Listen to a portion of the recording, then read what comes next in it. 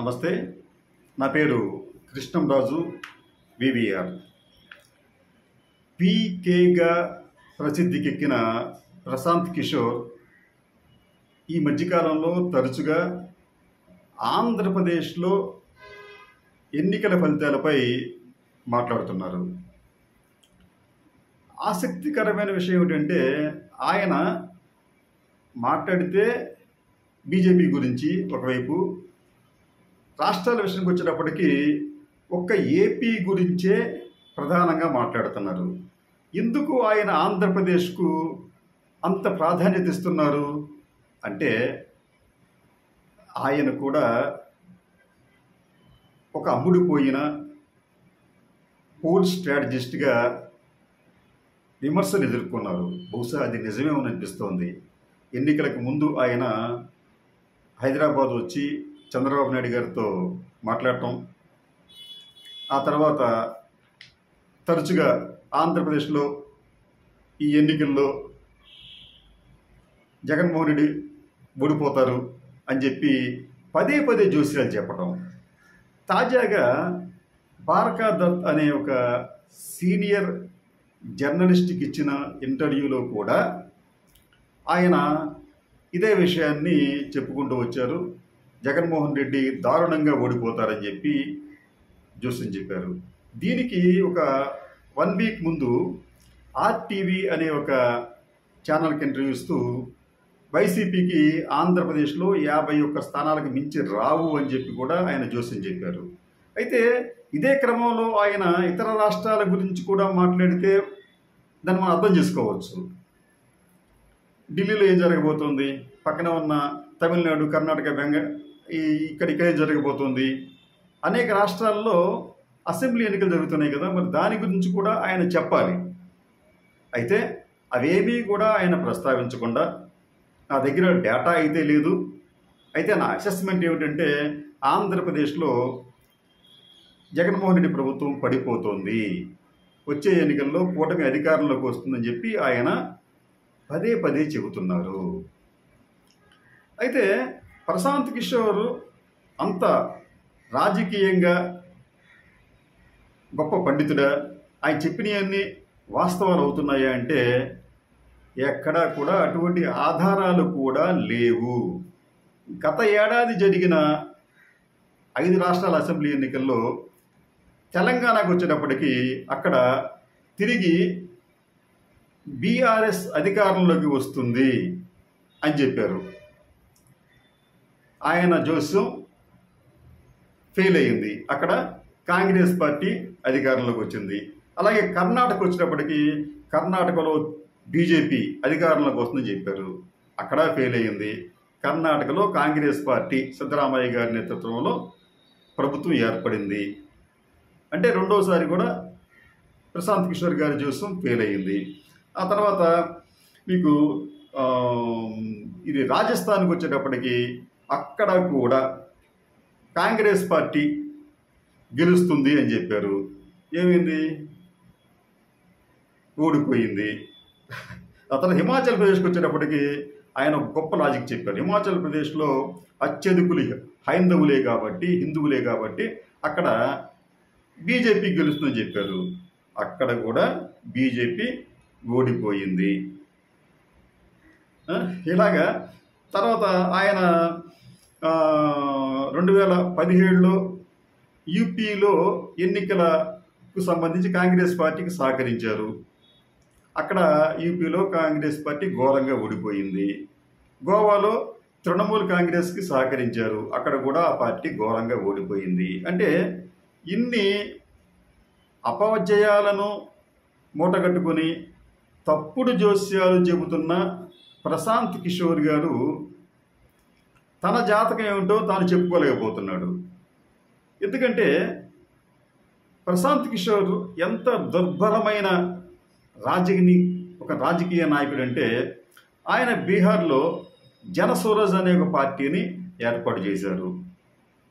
నిజానికి ఆయన చెప్పుకుంటున్న గొప్పల్లో నేను అనేక రాష్ట్రాల్లో ఆయా పార్టీని గెలిపించానని చెప్పుకుంటున్న ప్రశాంత్ కిషోర్ గారు బీహార్లో మాత్రం తన పార్టీని ఒక్క అంగుళం కూడా ఎదగనివ్వలేకపోతున్నారు. ఎక్కడా కూడా ఆ పార్టీ కార్యకర్తలు లభించడం లేదు, ఎన్నికల్లో పోటీ చేయడం లేదు. మరి ఆయన కూడా బీహార్లో ఎన్నికల్లో పోటీ చేసి తన రాజకీయ వ్యూహాలన్నీ అక్కడ అమలు చేసి అధికారంలోకి రావచ్చు కదా, ఆ పని మాత్రం చేయటం లేదు. తన పార్టీ విజయం కోసం అని చెప్పి ఒక పెద్ద పాదయాత్ర కూడా చేస్తూ వస్తున్నాడు ఆయన. అంటే గతంలో వైఎస్ రాజశేఖర రెడ్డి, చంద్రబాబు నాయుడు, అలాగే జగన్మోహన్ రెడ్డి ఇలా అందరూ పాదయాత్రలు చేశారు. పాదయాత్రలు చేస్తే మంచి ఫలితాలు వచ్చినాయి. మరి ఆయన కూడా పాదయాత్ర చేస్తున్నాడు కాబట్టి ఎన్నికల్లో పోటీ చేస్తే మంచి ఫలితాలు వస్తాయి కదా. కానీ ఆయనకు తెలుసు జన స్వరాజ్ అభియాన్ పార్టీ అనేది బీహార్లో అట్టర్ ఫ్లాప్ అవుతోందని. అందుకనే అక్కడ ఆయన పోటీ చేయడు.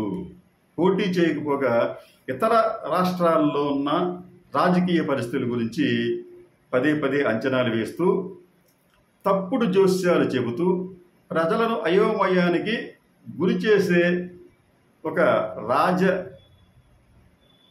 లేకపోతే రాజకీయాలకు సంబంధించి ఎన్నికల వ్యూహకర్తగా ఆయన మారుతున్నారనిపిస్తోంది. నిజానికి ప్రశాంత్ కిషోర్ గతంలో ఒక్కో రాష్ట్రంలో ఆయన ఎన్నికల్లోకి సహాయ సహకారాలు అందించడానికి 3 నుంచి 500 కోట్ల రూపాయల వరకు ఛార్జ్ చేశారని చెప్పి ఒక అంచనా. అయితే ఈయన స్ట్రాటజీస్ అన్నీ కూడా చాలా ప్రిమిటివ్గా, తర్వాత ఇబ్బందికరంగా ఉండటంతో భారతీయ జనతా పార్టీ ఆయనను బయటికి పంపించేసింది మోడీ గారు అధికారంలోకి వచ్చిన తర్వాత. అయితే ఆయన అక్కడి నుంచి కాంగ్రెస్ పార్టీ పంచన చేరి ఆ పార్టీ గెలుపుకుని కృషి చేస్తానని చెప్పి చెబితే రాహుల్ గాంధీ గారు కూడా అంగీకరించలేదు. నీ సేవలు మాకు అక్కర్లేదు, నువ్వేంటో మాకు తెలుసు అని చెప్పి ఆయన కూడా ప్రశాంత్ కిషోర్ని తన దరికి కూడా చేరనివ్వలేదు. అటువంటి ప్రశాంత్ కిషోర్ ఆంధ్రప్రదేశ్కి వచ్చేటప్పటికి ఇక్కడే కాన్సన్ట్రేషన్ చేస్తూ ఏపీలో వైసీపీ ప్రభుత్వం రాదు అని చెప్తాడు ఆయన. రెండోది ఏమంటాడంటే ఆయన కుటుంబ సభ్యులే ఆయనకు సహకరించడం లేదని చెప్పి అంటాడు ఆయన. అంటే బహుశా షర్మిల ఇతర కుటుంబ సభ్యులు ఆయనకు వ్యతిరేకంగా పనిచేస్తున్నారు కదా, దాన్ని దృష్టిలో పెట్టుకుని అంటున్నాడు. అయితే గతంలో కూడా చంద్రబాబు నాయుడికి వ్యతిరేకంగా హరికృష్ణ, లక్ష్మీపార్వతి, తర్వాత చంద్రబాబు నాయుడు సోదరుడే రామ్మూర్తి నాయుడు కూడా ఆయనతో కలిసి పనిచేయలేదు. పురంధేశ్వరి గారు కూడా గతంలో చంద్రబాబు నాయుడు వ్యతిరేకించారు. అయినప్పటికీ కూడా ఆయన రాజకీయంగా తట్టుకున్నాడు. అంటే కుటుంబ సభ్యులు వ్యతిరేకించినంత మాత్రాన జగన్మోహన్ రెడ్డి ఓడిపోతాడా అంటే దానికి సమాధానం చెప్పడు ఆయన. రెండోది తన దగ్గర డేటా లేదంటాడు ఆయన. అసెస్మెంట్ అని చెప్పి అంటాడు. నీ దగ్గర డేటా లేదు, సైంటిఫిక్గా దాన్ని ప్రూవ్ చేయడానికి ఆధారాలు లేవు, మరి ఎలా చెప్తున్నావు జగన్మోహన్ రెడ్డి ఓడిపోతారని చెప్పి, ఆ పార్టీ అధికారులు రాని చెప్పి ఎలా చెప్పగలుగుతున్నావు అంటే నీ వెనకాల ఎవరో ఏదో ప్రలోభ పెట్టారు, నువ్వు ఇట్లా ప్రచారం చెయ్యి నీకు ఇట్లా ఫలితం ఉంటుందని చెప్పి బహుశా ఎవరో ప్రలోభ పెట్టి ఉంటారు. కాబట్టి ఆయన పదే పదే ఆంధ్రప్రదేశ్ గురించి ప్రస్తావిస్తున్నారు. ఒకవేళ ఆయన చెప్పిన దాంట్లో నిజం ఉంటే అవును మేము ఇట్లా సర్వే చేసాం, మా సర్వేల్లో ఆయనకు అవకాశాలు లేవు అని చెప్పగలగాలి. అలా చెప్పగలిగే విధంగా ఆయన ఏమంటాడు ఆర్టీవీకి ఇచ్చిన ఇంటర్వ్యూలో, వైఎస్ఆర్సీపీకి 51 సీట్లకు మించి రావు అని చెప్పంటాడు. ఎట్లా వచ్చావు నువ్వు ఆ ఫిగర్కి, ఎలా ఎరైజ్ అయ్యావు నువ్వు అంటే నువ్వు సర్వే చేయించావా? మరి సర్వే చేస్తే మరి మిగతా కూడా చెప్పు, కూటమికి ఎన్ని ఓట్లు వస్తాయి కూడా చెప్పాలి కదా, నువ్వు ఎన్ని సీట్లు వస్తాయో చెప్పాలి కదా, అది చెప్పలేవు.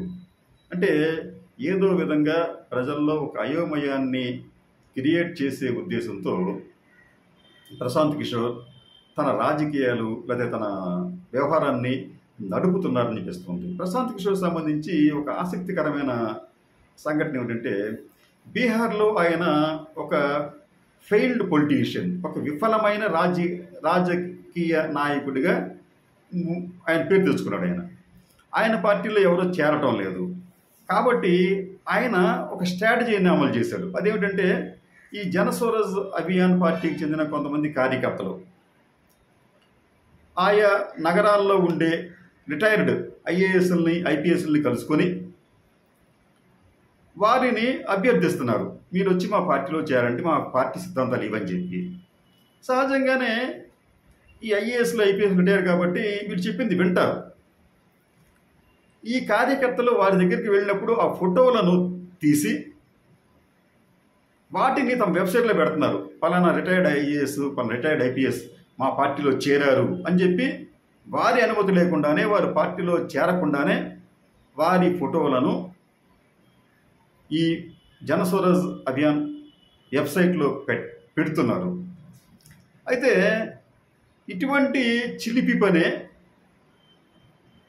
బీహార్లోని ఒక రిటైర్డ్ ఐపీఎస్ అధికారి దగ్గర కూడా చేస్తే ఇమీడియట్గా ఆయన పోలీస్ కేసు పెట్టి వీళ్ళకి లీగల్ నోటీస్ కూడా పంపించారు. అసలు మీరు వచ్చి కలిశారు నిజమే, నేను మీ పార్టీలో చేరతానని చెప్పి ఎప్పుడు చెప్పాను, నేను మీ పార్టీలో చేరినట్టుగా ఏమన్నా ఒక సభ్యత్వం తీసుకున్నానా, మీరు నాకు రిసీట్ ఇచ్చారా అని చెప్పి ఆయన ప్రశ్నించడంతో ప్రశాంత్ కిషోర్ అండ్ టీం కంగు తిన్నారు.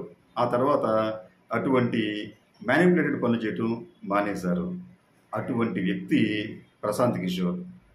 ఇంకొక చిన్న విషయం చెప్దాం. అదేమిటంటే 2019 ఎన్నికల సమయంలో నర్సాపురం పార్లమెంటుకి ఎవరిని ఎంపిక చేయాలని చెప్పి భావిస్తున్న తరుణంలో జగన్మోహన్ రెడ్డి గారు వేరే కొంతమందిని ఆలోచించాడు. అయితే ప్రశాంత్ కిషోర్ మాత్రం ఎక్కడో ఏదో ప్రలోభాలకు లొంగి అతను ఈ రఘురామరాజు పేరును జగన్మోహన్ రెడ్డికి ప్రతిపాదించాడు. నిజానికి రఘురామరాజు గురించి తెలుసు కాబట్టి జగన్మోహన్ రెడ్డి వద్దని చెప్పి అన్నాడు. ఆయన వద్దన్నప్పటికీ కూడా ప్రశాంత్ కిషోర్ పట్టు విడవకుండా ఒత్తిడి తెచ్చి జగన్మోహన్ రెడ్డి చేత ఆ టికెట్ను, నర్సాపురం టికెట్ను, పార్లమెంట్ టికెట్ను రఘురామరాజుకి ఇప్పించాడు. ఆ తరువాత జరిగిన పరిణామాల నేపథ్యంలో రఘురామరాజు చేసిన గలావ అంతా ఇంత కాదు. నిజానికి అసలు ఆ రోజున జగన్మోహన్ రెడ్డి ప్రశాంత్ కిషోర్ మాట విని ఉండకపోతే పరిస్థితి వేరే విధంగా ఉండేదేమో. అంటే ఇటువంటి రాజకీయంగా మెచ్యూరిటీ లేని పనులు, లేకపోతే రాజకీయంగా ప్రభావానికి గురయ్యి ఆ నాయకుడికి టికెట్ ఇప్పించే పనిను ప్రశాంత్ కిషోర్ చేయటం వలన వైసీపీకి తీరని నష్టం కూడా జరిగింది. ప్రశాంత్ కిషోర్ ఇటువంటి పనులు అనేకం చేశారు. ఇంకొక విషయం ఏంటంటే ఆయన గొప్పగా చెప్పుకున్నాడు. 2019 ఎన్నికల సమయంలో నేను సహకరించకపోతే వైసీపీ అధికారంలోకి వచ్చేది కాదు అన్నది కూడా ఆయన బహాటగా చెప్తున్నాడు ఆయన. కానీ 2019లో మీరు సహకరించారని చెప్పి అంటున్నారు, కానీ 2014లో జగన్మోహన్ రెడ్డికి జరిగిన నష్టం ఏమిటి? ఆ ఎన్నికల్లో 2014 ఎన్నికల్లో తెలుగుదేశం పార్టీకి వైసీపీకి మధ్య ఉన్న ఓట్ల తేడా కేవలం 5.5 లక్షలు మాత్రమే. ఆ రోజున కూడా జగన్మోహన్ రెడ్డి ప్రశాంత్ కిషోర్ లాంటి వ్యక్తుల సహాయం లేకపోయినప్పటికీ కూడా తన ప్రభావం ఏమిటో, తన శక్తి ఏమిటో, సామర్థ్యం ఏమిటో ఎన్నికల్లో చూపించగలిగాడు.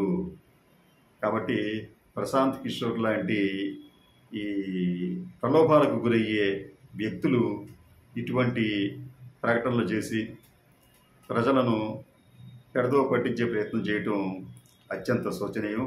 ఇటువంటి వ్యక్తులను అన్ని రాజకీయ పార్టీలు దూరంగా ఉంచితేనే మంచిది.